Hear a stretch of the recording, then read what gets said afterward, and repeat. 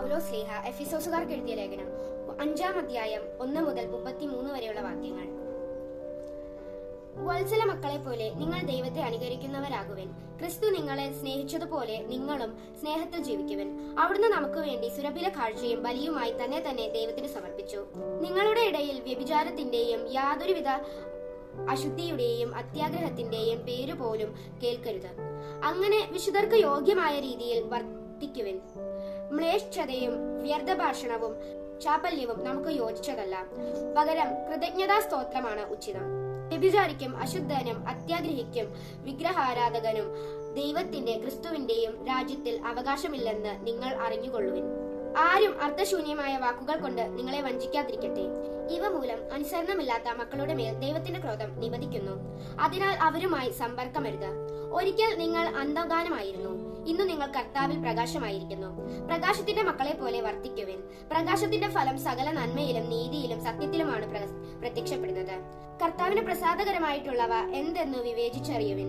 അന്ധകാരത്തിന്റെ നിഷ്ഫലമായ പ്രവർത്തനങ്ങളിൽ പങ്കുചേരരുത്, പകരം അവയെ കുറ്റപ്പെടുത്തുവിൻ. അവർ രഹസ്യമായി ചെയ്യുന്ന പ്രവൃത്തികളെ കുറിച്ച് സംസാരിക്കുന്നത് പോലും ലജ്ജാവഹമത്രേ. പ്രകാശിതമായതെല്ലാം പ്രശോഭിക്കും, ഇങ്ങനെ പ്രശോഭിക്കുന്നതെല്ലാം പ്രകാശമാണ്.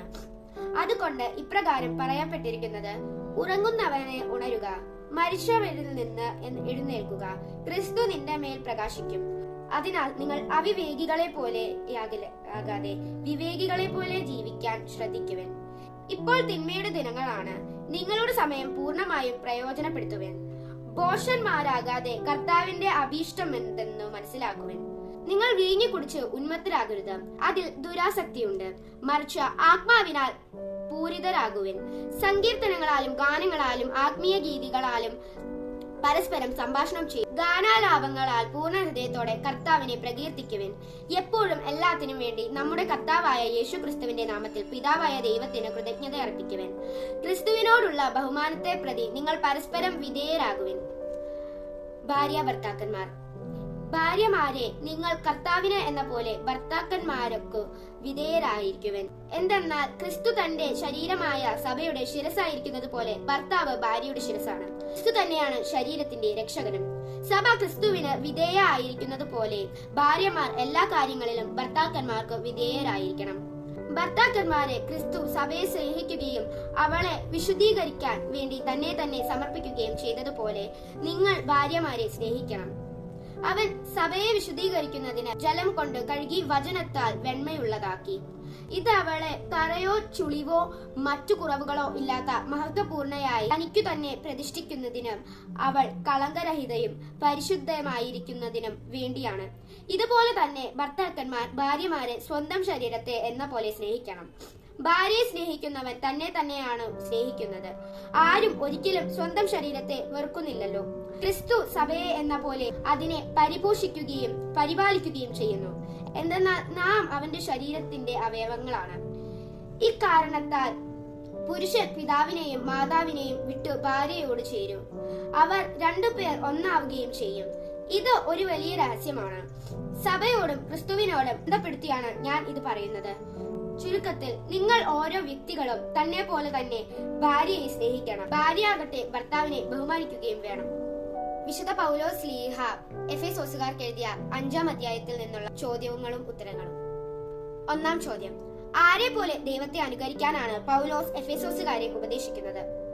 ഉത്തരം: വത്സല മക്കളെ പോലെ.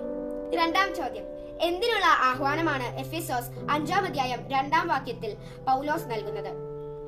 ഉത്തരം: സ്നേഹത്തിൽ ജീവിക്കാനുള്ള ആഹ്വാനം. 3-ാം ചോദ്യം: പൂരിപ്പിക്കുക. ഡാഷ് നിങ്ങളെ സ്നേഹിച്ചതുപോലെ നിങ്ങളും സ്നേഹത്തിൽ ജീവിക്കുവൻ. ഉത്തരം: ക്രിസ്തു.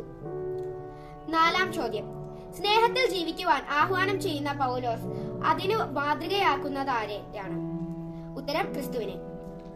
ക്രിസ്തു നമുക്ക് വേണ്ടി തന്നെ ദൈവത്തിന് സമർപ്പിച്ചത് എന്തായിട്ടാണ്? ഉത്തരം: സുരഭില കാഴ്ചയും ബലിയുമായി. 6-ാം ചോദ്യം: എഫെസോസ് 5-ാം അധ്യായം 3-ാം വാക്യത്തിൽ നാം വർജിക്കേണ്ടതായി പറയുന്ന തിന്മകൾ ഏതെല്ലാമാണ്? ഉത്തരം: വ്യഭിചാരം, അശുദ്ധി, അത്യാഗ്രഹം.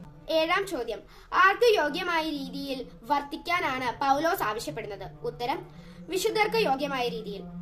8-ാം ചോദ്യം: നമുക്ക് യോജിച്ചതല്ല എന്ന് പൗലോസ് പറയുന്നവ എന്തെല്ലാമാണ്?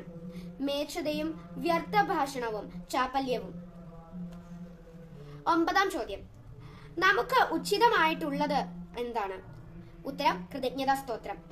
10-ാം ചോദ്യം, കർത്താവിനെ പ്രകീർത്തിക്കേണ്ടത് എപ്രകാരമാണ്? ഉത്തരം ഗാനാലാപങ്ങൾ പൂർണ്ണ ഹൃദയത്തോടെ.